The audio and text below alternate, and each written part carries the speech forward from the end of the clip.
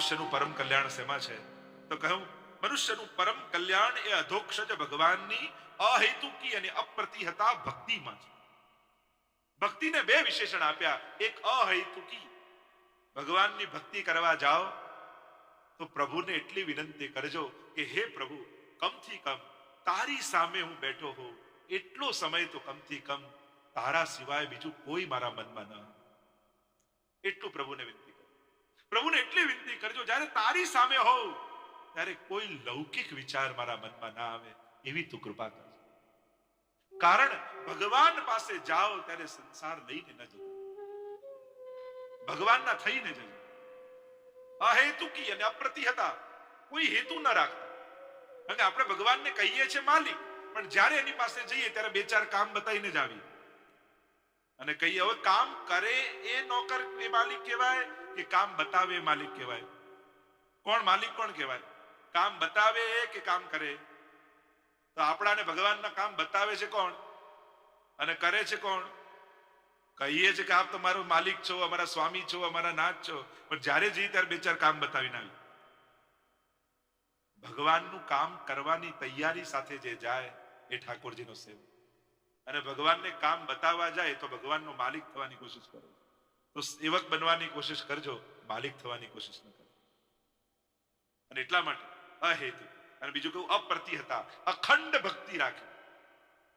ભક્તિ કરવી છે એને કેટલાક નિત્ય નિયમો જીવનમાં રાખવા. અને નિત્ય નિયમો તમારું બંધન નથી, તમારી શ્રદ્ધાને ટેકો છે. આપણે એને બંધન નહીં માનવું. મેં તો નિયમ લઈ લીધો, નહીં સચવાય, નહીં પડાય તો. લોકોને સારું કરવા સમયે કેટલી શંકાઓ થતી હોય છે અને ખોટું કરતા સમયે કેટલા કોન્ફિડન્ટ હોઈએ છે. જોજો, સારું કરવા જઈએ તો 100 શંકાઓ સાથે જઈએ અને ખોટું કરવું ક્યાંય વાંધો નહીં આવે, જોજો બધું થઈ ગયું. એટલા કોન્ફિડન્ટ હોઈએ છે આપણે. વિચાર તો કર. સેવા પધરાવવાનું કે પણ સેવા પદે પણ કોઈ ગુજરી જશે તો શું તક લાગશે? તો હવે આનંદનો વિષય છે, એમાં કોઈને ગુજરી જવાનું ક્યાં યાદ કરે છે? કોઈને વાંધો નથી આવતો, તને વાંધો નહીં આવે. પણ નહીં સચવાય ને નહીં થાય, આશાવાન. તો મૂળ વાત જે કહી રહ્યો હતો હું, તમારા નિત્ય નિયમો તમારા બંધન નથી, તમારા ટેકા છે. નાનકડી કોઈ વેળ ઉગીએ અને લાકડી રોપી આપણે વેળને બાંધી દઈએ. કોઈ એમ કે બિચારી વેળ હમણાં તો ઉગી એને બાંધી દીધી, પણ એ લાકડી એનું બંધન નથી, એના વિકાસનો ટેકો છે, એનો આધાર છે. એમ જ આપણા લીધેલા નિયમો, આપણા સંકલ્પો એ આપણા બંધન નથી, આપણી શ્રદ્ધાના ટેકા છે. કે આ જો સચવાશે તો મારા જીવનમાં મારી ભક્તિને આંચ નહીં આવે, મારી શ્રદ્ધાને વાંધો નહીં આવે. પણ જો મારા નિયમો ચૂકી ગયો પછી મારી શ્રદ્ધાને કોઈ દિશા નહીં. એટલે તમારું બળ માનીને નિયમ લો કે આ મારા જીવનની શક્તિ છે, આ મારા જીવનનું બળ છે. મારી માળા, મારો પાઠ, મારી સેવા, મારો દર્શન કરવાનો નિયમ, જે નિયમ તમે લીધો હોય, પણ એક નિયમ જીવનમાં જરૂર રાખો, ભલે નાનકડો હોય, પણ એ તમારું બળ બનશે, તમારી શ્રદ્ધા. એના ટેકે તમારી શ્રદ્ધા ટકી જશે. તો અહેતુકી અપ્રતિહતા ભક્તિ દ્વારા જ મનુષ્યનું પરમ કલ્યાણ છે. એક મનથી પ્રભુની સેવા કરવી એમ કહ્યું. આગળ ભગવાનના અવતારો વિશે જ્યારે વર્ણન કર્યું ત્યારે સનત કુમારોથી લઈ કલ્કી અવતાર સુધીનું વર્ણન કર્યું છે. 24 અવતારોની વાત કરી. આગળ અવતારોનું વર્ણન કરતા કહ્યું એ તે ચાંસ કલા પુંસક કૃષ્ણસ્તુ ભગવાન સ્વયં. આ જેટલા અવતારો છે એ અંશ કલા આદિ અવતાર છે. જો અવતારોમાં પણ જુદી જુદી કેટેગરી હોય છે. ભગવાનનો અવતાર એ ભગવાન જેવો નહીં, ભગવાનનો અવતાર છે. ભગવાન સમાન ન કહેવાય, ભગવાન સર્વોપરી છે. એટલે કહ્યું આપણે તો જો કળા કહી છે, કોઈની 12 કળા, 10 કળા, અને પૂર્ણ પુરુષોત્તમની 16 કળા કહી છે. અને એટલા માટે અહીંયા કહ્યું કૃષ્ણસ્તુ ભગવાન સ્વયં. 6 પ્રકારના અવતારોની શાસ્ત્રોમાં વાત કરી. અંશાંશ અવતાર, અંશા અવતાર, આવેશ અવતાર, કલા અવતાર, પૂર્ણ અવતાર અને પરિપૂર્ણ અવતાર. આવા 6 પ્રકારના ભગવદ અવતાર છે. સુંદર અવતારોની વાત કરી. ચરણના મહાત્મ્યને બતાવ્યું કે જે ભગવત ચરણારવિંદનું સેવન કરે છે એ જ પ્રભુની લીલાને જાણી શકે છે. સુંદર પ્રશ્નો કર્યા છે. 4 પ્રકારના પ્રશ્નો સનત કુમાર આદિ સૌનક આદિ ઋષિઓએ પૂછ્યા. એક ભાગવત સંબંધી પ્રશ્ન કર્યો, બીજો ભાગવતના કર્તા સંબંધી પ્રશ્ન કર્યો, ત્રીજો ભાગવતના વક્તા સંબંધી પ્રશ્ન કર્યો અને ચોથો ભાગવતના શ્રોતા સંબંધી પ્રશ્ન કર્યો. 4 પ્રકારના પ્રશ્નો કર્યા અને ભાગવતના વક્તા સંબંધી જ્યારે પ્રશ્ન કર્યો તેના ઉત્તરમાં કથા કહેતા સુતજી વ્યાસજીના પ્રાગટ્યની કથા કહેવા લાગ્યા.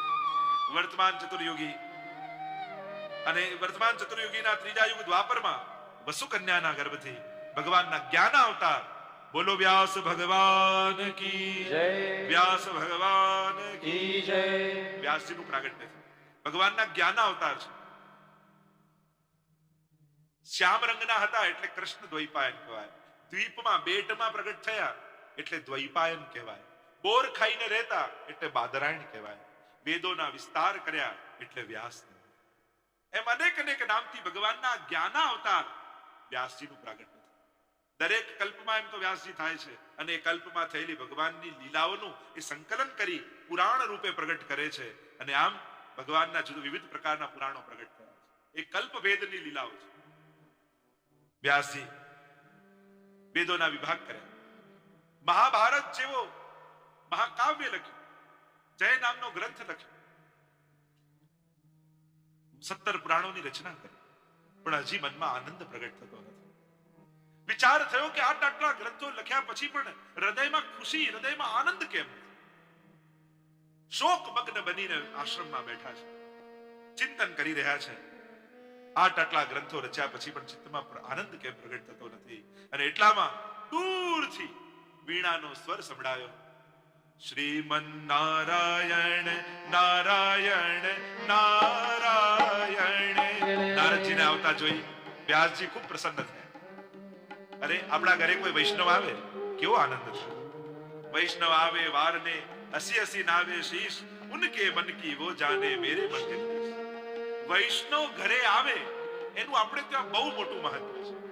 વૈષ્ણવ આવે વારને દીજે 4 રતન, આસન જલ વાણી મધુર, યથાશક્તિ સોવન. આપણે ત્યાં તો અનેક રૂપે સાખી રૂપે હરિરાયજી પણ આપણને સમજાવ્યું, વૈષ્ણવ આવ્યો હોય ને એને ઉમરાથી પાછો નહીં જવાનું, એને આગ્રહ કરીને ઘરે બોલાવો ખરા. એના પગલા આપણા ઘરમાં પડે, આપણું ઘર પવિત્ર થાય. અરે ઉનકે મન કી વો જાન. અને જરૂર નથી કે કોઈ આઈડિયલ, કોઈ આદર્શ વૈષ્ણવ જ હોય. એ નામધારી પણ વૈષ્ણવ હોય ને તો આપણે તો અહોભાવ જ રાખો. એના ગળામાં ભગવાનની કંઠી છે, આપણે આદર ભાવ રાખી એને પધરાવો. આસન જલ વાણી મધુર, યથાશક્તિ સોવન. કણિકા એને લેવડાવી અને પછી એને રવાના કરે. આપણે ત્યાં વૈષ્ણવની એવી મહત્તા છે, કારણ કે ઠાકોરજી વૈષ્ણવના હૃદયમાં બિરાજીને આપણે ત્યાં આવતા હોય છે. એટલે જ આપણે ગુરુજનોની પધરામણી કરીએ છીએ. આ પધરામણીનો ભાવ શું છે કે આપણે ત્યાં કહેવાય કે સંતો મહાત્માઓના ચરણ એ તીર્થ સમાન છે, પ્રગટ તીર્થ રૂપ છે. અને આપણે તો તીર્થમાં ન જઈ શકીએ, પણ તીર્થ રૂપ ચરણો આપણા ઘરમાં પડે તો આપણું ઘર પવિત્ર બની જાય. આવો ભાવ આપણે, આવો અહોભાવ રાખીએ. અને એટલા માટે 4 મિલે 64 ખીલે, 20 રહે કર જોડ, હરિજન સે હરિજન મિલે તો નાચે 7 કરોડ. એટલે આપણે ત્યાં કહ્યું 4 મિલે, 2 આંખો આની 2 આંખો આની, 4 મિલે 64 ખીલે, 32 દાંત આના ને 32 દાંત એના, પરસ્પર સ્મિત થાય. 4 મિલે 64 ખીલે, 20 રહે કર જોડ, 10 આંગળીઓ આની 10 આંગળીઓ એની, 20 રહે કર જોડ. પણ હરિજન સે હરિજન મિલે તો નાચે 7 કરોડ. 3.5 કરોડ રૂવાડા આના અને 3.5 કરોડ રૂવાડા એના. એમ હરિથી હરિજન મળે તો રોમ રોમ પુલકિત થઈ જાય, મન પ્રફુલ્લિત થઈ જાય. આવો આવો નારદજી પધારો પધારો. આસન બિછાવ્યા, નારદજીને બિરાજમાન કર્યા. પ્રશ્ન છે, આટલા ગ્રંથો રચ્યા, મનમાંથી શોક દૂર થતો નથી. નારદજી સુંદર ચર્ચા કરતા કહ્યું, આપનું પ્રાગટ્ય જેના માટે થયું છે એ કાર્ય જ્યાં સુધી નહીં કરો ત્યાં સુધી આપના ચિત્તમાં આનંદ નહીં પડે. આપે ભગવાનના ધર્મનું ગાન ખૂબ કર્યું, ધર્મ ઘણો ગાયો, પણ ધર્મીનું વિશુદ્ધ યશોગાન કર્યું. અને એ ભાગવતજી રૂપે આપના હૃદયમાં બિરાજમાન છે કે જેમાં વિશુદ્ધ પ્રેમની કથા હોય, વિશુદ્ધ ભક્તિની કથા હોય.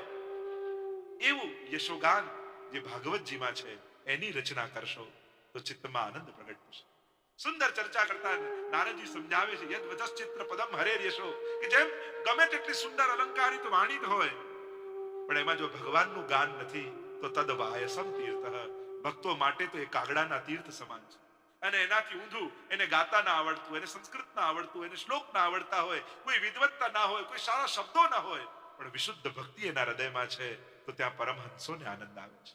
આપણે તો પ્રસંગ પણ આવે છે ને, પેલા જયારે તાનસેન આવ્યા ગુસાઈજી પાસે ગાવા, અને એટલું સરસ ગાયું કે ગુસાઈજીએ 500 સોનામોરનો થાળ આપ્યો, પણ ઉપર એક કોડી મૂકી નાખી. તાનસેને કહ્યું કે મહારાજ, આ સોનામોર તો સમજમાં આવી, પણ આ કોડી કેમ મૂકી નાખી? ગુસાઈજીએ કહ્યું કે તમારું સંગીત સર્વોત્તમ છે અને એનું ઇનામ 500 સોનામોર છે, પણ ભગવાનના યશનું ગાન એમાં નથી, એટલે અમારા માટે તો એ કોડી બરાબર છે. કહ્યું, વ્યાસજી, એ ભગવત કથાને ગાઓ જે તમારા હૃદયમાં ભીતર બિરાજે છે.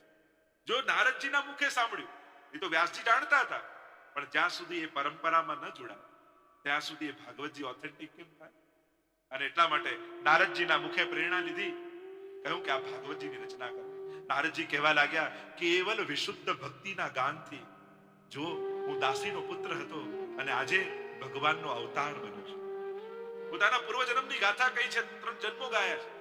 દાસીનો પુત્ર હતો, અમારા ગામમાં સંતો આવ્યા અને મારી માં, એકલી માં સાથે હું રહેતો. પિતા તો નાનપણમાં ગુજરી ગયેલા અને મારી માને ચાકરીમાં રાખી. રોજ સંતોની સભા થાય, આચાર્યોની વાણી સાંભળતો. સાંભળતા સાંભળતા મારું મન પવિત્ર થઈ ગયું. ચાતુર્માસ ક્યાં પૂરો થઈ ગયો ખબર ન પડી અને મહાત્માઓ ગામ છોડીને જવા લાગ્યા. મેં ચરણોને પકડી લીધા, કહ્યું કે મને પણ તમારી સાથે લીધા. કહ્યું, તું તારી માનો એકનો એક દીકરો અને મારી સાથે આવે, તારી માં જો મંજૂરી આપે તો તને લઈ જા. માને પૂછવા ગયા ને કહ્યું, તું મારો એકનો એક દીકરો, તું મને છોડીને જાય તો મારું કોણ? મને ન જવા દીધું. नारद जी अपनी कथा कह, नारद जी ने कहा, इस तरह संत तो चले गए, मैं अकेला रह गया, पर मेरा मन उन संतों के चरणों में लग गया. एक बार मेरी मां गौशाला से जा रही थी और सर्प ने दंश दिया, मृत्यु को प्राप्त हुई, પણ મરતા મરતા એનો હાથ ગાયને સ્પર્શ કરી ગયો એટલે એનો ઉદ્ધાર થઈ ગયો. આપણે ત્યાં ગૌ સેવાનું પણ એટલે મહાત્મ્ય કહ્યું છે. અને આમ હવે મને કોઈ રોકનારું હતું નહીં. ઉત્તર દિશાની ઓર ચાલતો ચાલતો ચાલતો ક્યાંય પહોંચી ગયો. નદીઓ, પર્વતો, વનોને પાર કરતા કરતા એક વિશાળ વૃક્ષ હતું, એને નીચે જઈને બેઠો. આંખ બંધ કરીને ધ્યાન લગાવ્યું. પરમાત્મા મારા ધ્યાનમાં આવ્યા અને પ્રભુએ કહ્યું કે નારદ, આ જન્મમાં તને મારા દર્શન નહીં થાય. પ્રલય કાલ નજદીક આવ્યો છે, સૃષ્ટિનું વિસર્જન થશે અને ફરી સૃષ્ટિનું સર્જન થશે, ત્યારે તું મારો અવતાર રૂપે જન્મ લેશે. અને જો વ્યાસજી ભગવદ અવતાર રૂપે જન્મ લીધો છે, વીણા હાથમાં મળી છે, અખંડ ભગવદ નામ લઉં છું, ત્રિલોકમાં પરિભ્રમણ કરું છું. વ્યાસજી આપના હૃદયમાં ભાગવતજી બિરાજમાન છે, જેમાં વિશુદ્ધ ભક્તિનું ગાન છે, પ્રભુના વિમલ યશનું ગાન છે. તમે ભાગવતજીની રચના કરો. નારાયણ નારાયણ કરતા નારદજી તો પસાર થઈ ગયા. નારમ અજ્ઞાનમ ખંડયતી નારદ.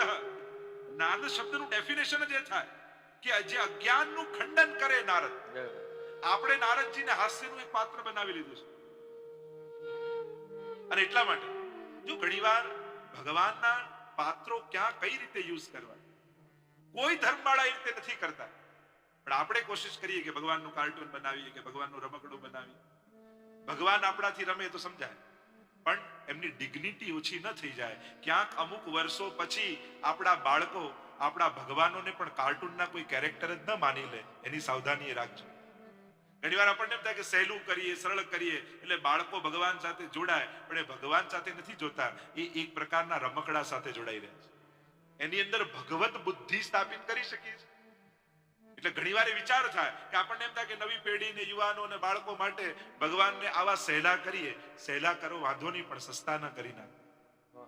એની ભીતરથી ભગવાનની ભગવત બુદ્ધિ ન જતી રહે, એનો સાવધાની આપણે જરૂર રાખવી જોઈએ. એટલે એ અહોભાવ સમાપ્ત ન થઈ જાય, એનો વિચાર આપણે જરૂર રાખવો જોઈએ. કારણ કે શું થાય, અમુક વસ્તુ લાંબા સમય સુધી ચાલે પછી એ રીતે જ ઓળખાવા લાગે. જેમ જય શ્રી કૃષ્ણનું JSK થવા લાગ્યું છે. JSK કરી દઈએ લોકો, દંડવત પ્રણામની જગ્યાએ DP કરીને મોકલે મને. એકવાર પહેલી વાર આવ્યું એટલે મને શું આ DP શું છે, પછી ખબર પડી કે દંડવત પ્રણામ છે. એટલે જે શોર્ટ યુઝ થવા લાગે, અને ઘણીવાર શોર્ટ ફોર્મ યુઝ થાય એટલે પછી કાયમ માટે એ જ થઈ જાય. જેમ આપણે સર્ચ એન્જિન યુઝ કરીએ છીએ ગૂગલ, ગૂગલનું ફૂલ નેમ કોઈને આવડે છે? તમને થવું એનું ફૂલ નેમ હોય, પણ આપણે ગૂગલ ગૂગલ ગૂગલ બોલીએ છીએ એટલે આપણે ગૂગલ જ નેમ છે. આખું નામ પડે ને, global organisation oriented group language of earth, આખું ગૂગલનું ફૂલ નેમ થાય. પણ ભલે આઈટીમાં કામ કરતો હોય એને ગૂગલનું આખું નામ ના આવડે. એમ ક્યાંક JSK કરતા કરતા કાયમ માટે જય શ્રી કૃષ્ણની જગ્યાએ JSK જ ના થઈ જાય. કારણ કે હવે આખી મોબાઈલની લેંગ્વેજ શરૂ થઈ છે ને. હવે એ લેંગ્વેજમાં વાપરીએ એમાં કોઈ વાંધો નથી, પણ એ ધ્યાન રાખજો કે પછી મૂળ નામ ભૂલાઈ ન જાય. એનો રિસ્પેક્ટ, એનો આદર, એનો ઉદ્દેશ્ય એ ક્યાંક ન ગુમાવી દઈએ, એની સાવધાની રાખવી. કે આ જય શ્રી કૃષ્ણ કહેવાનો ભાવ શું છે? આપણે એ કોઈ એક ખાલી પ્રથા નથી, એ ભાવાત્મકતા છે.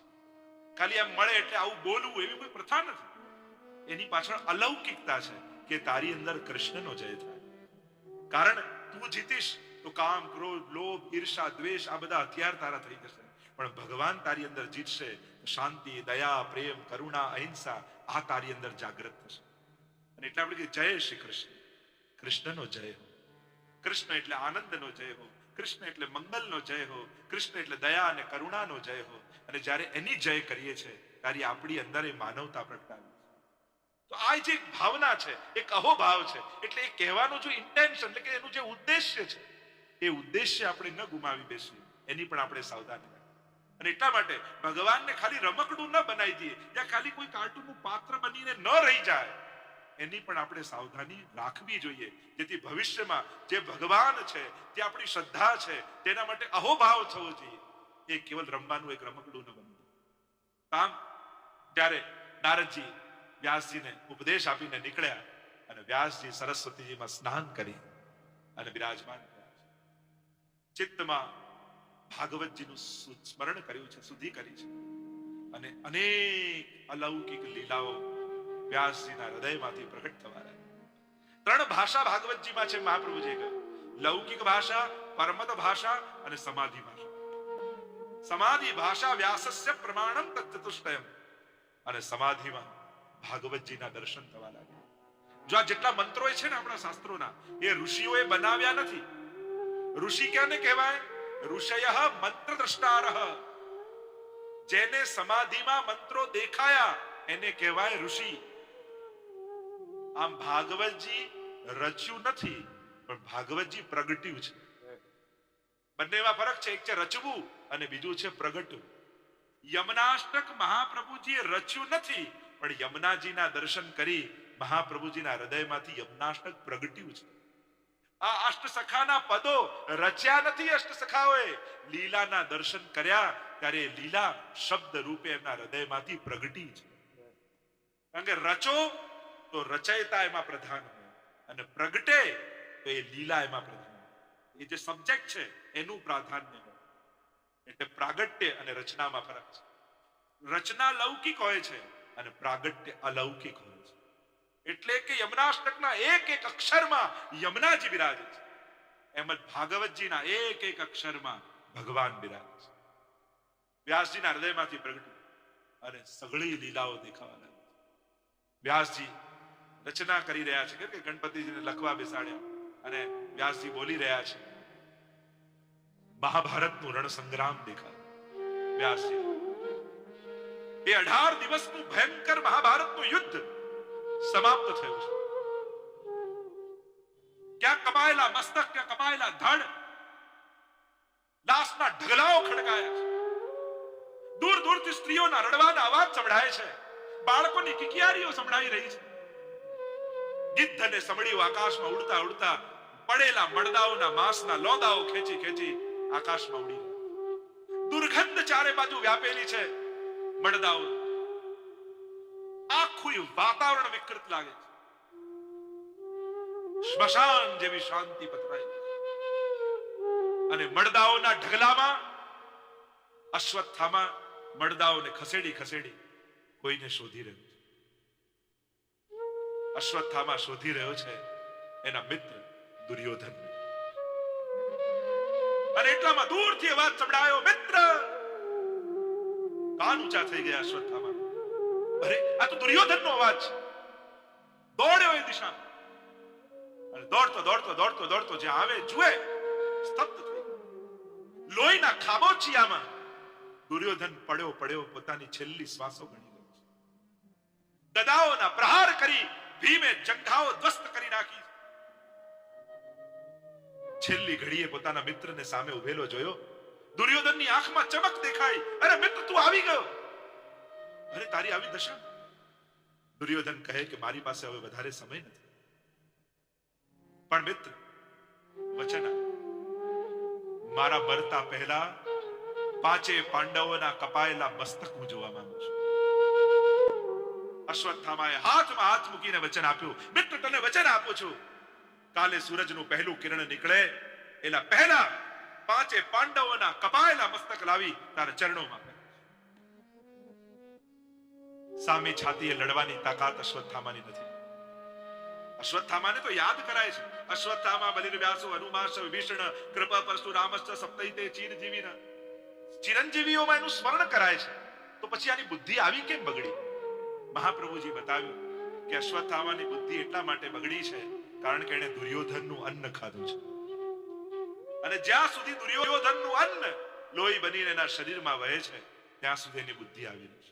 એટલે જ આપણે ત્યાં કહેવાય, ગમે ત્યાં ગમે ત્યારે ગમે તે ખાવાથી બુદ્ધિ બગડે છે, અન્નથી મન બને છે. સામે છાતીએ લડવાની તાકાત તો અશ્વત્થામાની છે. વિચાર કરે શું કરે? થયું રાતના પાંડવો સૂતા હોય ત્યારે ખુલ્લું ખડગ લઈને જાઉં અને સૂતા પાંડવોના શિરચ્છેદ કરીને લાવું. લુપાતો છુપાતો અશ્વત્થામા પાંડવોની છાવણીમાં પ્રવેશ કરે છે, પણ જેની રક્ષા કરનારા પરમાત્મા જેમની સાથે હોય એનું કોણ વગાડી શકે? પ્રભુ જાણી ગયા. પાંચે પાંડવોને કહ્યું, ચાલો મારે તમારી સાથે મંત્રણા કરવી છે, યમુનાજીના કિનારે જઈ. પાંડવો તો ગયા, પણ પાંડવોના પાંચે યુવાન પુત્રો ન ગયા. ભગવદ આજ્ઞાનું ઉલ્લંઘન કર્યું અને આજે પાંડવોની જગ્યાએ એમના યુવાન પુત્રો સુતા છે. અશ્વત્થામાને થયું કે પાંડવો સુતા છે, અને અંધારાના સમયમાં ખુલી ખડગ લઈને આવેલો અશ્વત્થામા એક એક પાંડવોના પુત્રોના શિરચ્છેદ કરી બાંધી અને ભાગ્યો. ભાગતો ભાગતો ભાગતો ભાગતો સૂરજનું પહેલું કિરણ નીકળે એ પૂર્વ દુર્યોધનની નજીક પહોંચી ગયો. મિત્ર, મેં મારું વચન નિભાવી દીધું છે, પાંચે પાંડવોના મસ્તક કાપી લઈ આવ્યો છું. દુર્યોધન કે બતાવો, મરતા પહેલા હું જોવા માંગુ છું. અને ત્યાં સૂરજનું કિરણ ઉગ્યું, પ્રભાત થઈ, અજવાળું થયું, અને જ્યાં મસ્તક કાઢ્યા જોઈને દુર્યોધન પોક મૂકીને રડી પડ્યો. અરે અશ્વત્થામા, આ બાળકોએ મારું શું બગાડ્યું હતું? તું પાંડવોની જગ્યાએ એમના બાળકોનો વધ કરીને આવી ગયો. તે તો અમારી પાછળ કોઈ તર્પણ કરનારું ઘરમાં રહેવા નથી. પ્રલાપ કરતા કરતા દુર્યોધને પોતાના પ્રાણોના ત્યાગ અને અહીંયા સવાર પડી અને દ્રૌપદી પોતાના વાલ સોયા બાળકોને જગાવવા માટે છાવણીમાં પ્રવેશ કર્યો. દુનિયાનું સૌથી કરુણ કોઈ દ્રશ્ય હોય તો માં ઘરે હોય ને દીકરો ચાર ખભે ચડીને બહાર જતો હોય.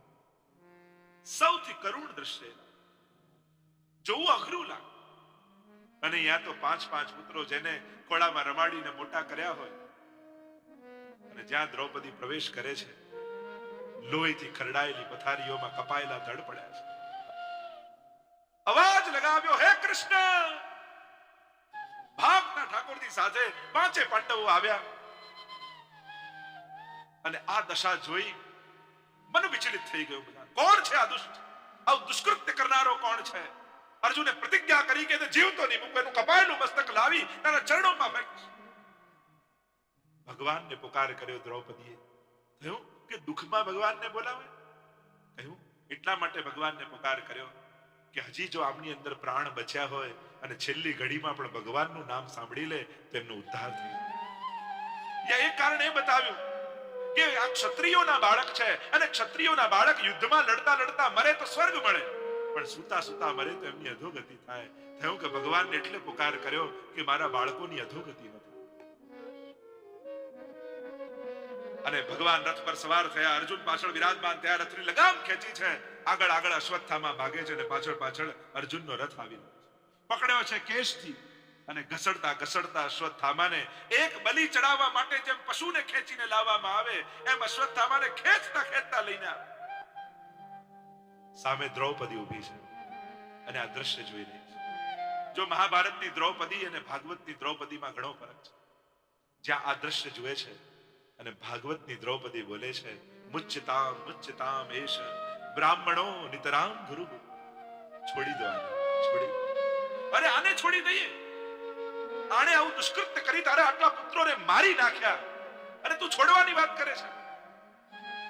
એટલા માટે છોડવાનું કહું છું. એશ બ્રાહ્મણો નિતરામ ગુરુ.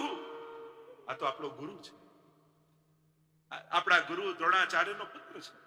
એમણે જે વિદ્યા આને નથી શીખવાડી, એ તમને શીખવાડી છે. એમનું ઋણ આપણા માથે છે. અને સૌથી મોટી વાત તો એ, અશ્વત્થામા પણ કોઈનો દીકરો છે. પુત્ર ગુમાવવાનું જે દુઃખ હું અનુભવ કરી રહી છું, એક માં થઈ બીજી માને હું આવું દુઃખ આપવા નથી માંગતી. આ દ્રૌપદીની શ્રેષ્ઠતા, ભાગવતની દ્રૌપદી એ ભગવત ભક્તા છે.